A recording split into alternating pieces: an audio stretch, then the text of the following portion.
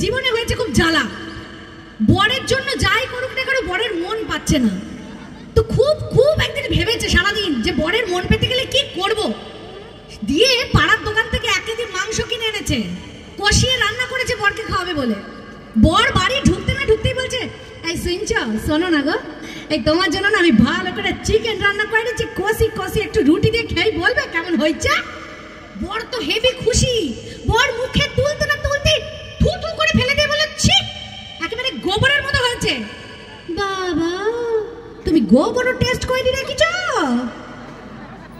তো এই ঝেঁটা শিউলির বর, তার নাম হচ্ছে শরৎ।